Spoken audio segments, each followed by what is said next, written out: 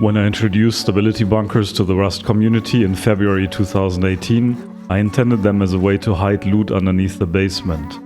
This is how the first ever stability bunker looked like. In today's build system, this would be the closest recreation of the 2018 prototype. Back then, my idea was to make it appear as normal foundations and use it to hide loot, as nobody knew the concept yet. This is why I kept everything stone. Shortly after I had released the video, Zech, Princewitz and I discovered during a build session that those twig walls were susceptible to incendiary rockets, which were fired onto the floor tile. Princewitz therefore proposed to upgrade the half wall to wood, which provided an effective fix. With that fix and other popular exploits being patched, the bunker soon would be meta. 2 years forward, stability bunkers can be found in virtually every second Rust base build on YouTube. The most frequently used design is this: 2 raised foundations and a floating half wall. If a wooden half wall is placed below the floating half wall and an upgraded triangle is placed on top, the bunker requires to go through an armored building block when raiding it from the outside. Then, in December 2019 came the bad news. My gaming experience uploaded a video showing that explosive bullets shot at a specific spot would splash damage the floor tile that kept the bunker seal in place. This was a great joy to see, as it would push builders towards trying out new types of stability bunkers. I never understood why, out of all the possible designs, this most bland type of stability bunker had become the most popular. I was looking forward to see more elaborate designs. Many of the solutions that popped up shortly after were to move the stability seal further back into the bunker and make it hold up 2 upgraded floor tiles instead of 1. While this at least allows to seal the bunker from the inside, it also increases the dead space of the bunker.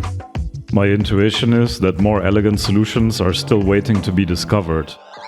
To give you some inspiration, already in April 2018, Zech and I had worked on a design where the half wall that provided the stability for the bunker seal was located deep inside of the base, where it was out of reach of incendiary rockets. Its stability was carried forward by a floor frame that permanently stayed in place. The design in which we presented this concept, the Alien Solo Duo base, was our first joint build. The video is hopelessly outdated, but the bunker concept is still interesting and today more relevant than ever. I'd be delighted to see more bases using this concept. In any case, one of my favorite stability bunkers is the roof stability bunker. In this exploit, a roof is placed onto a twig half wall, which makes it stick through the ceiling. Then can be used to close off, for example, a chute which connect the 2 stories. It was discovered by Zech and first presented to the Rust community in my Phoenix base design. Like in the Alien bunker base, the twig half wall is far away from the bunker entrance, making it immune to the counter-exploit shown by my gaming experience. Further, if built right, there was no opportunity for soft side picking and no need to upgrade the half wall to wood, making this the strongest design in my opinion. Until on my Discord, Wong pointed me at a video by Just Jr. from August 2019. In this video, which had barely more than 100 views, Just Jr. demonstrated that the twig half wall breaks if an incendiary rocket is fired onto the ceiling above it. And it does not matter whether the roof sits on a half wall or in a triangle attached at half height.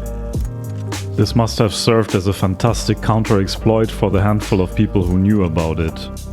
I'm curious, did you know about this exploit? And if yes, when and how did you learn about it? Let me know in the comments section. Luckily, there are several and easy solutions.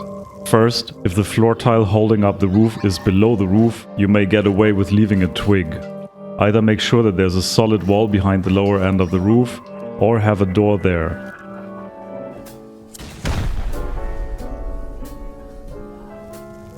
If the door is a garage door, the roller needs to be facing away from the roof.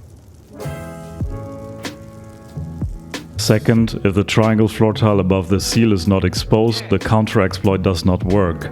You can, for example, build an extra protection above the seal to protect it from splash damage. If the roof is held up by a half wall, such as in the Leech or in the Phoenix, there are no further requirements towards the bunker part.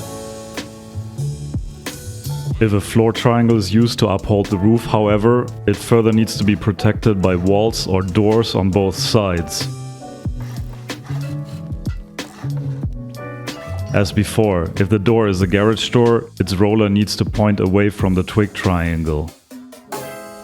Third, if you don't want to take any risk, upgrade the twig that holds the roof to wood.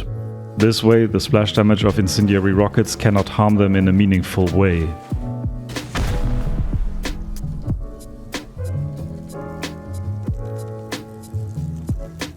Finally, one time, I seemed to have managed to place a bear rug in a way that it absorbed the splash damage.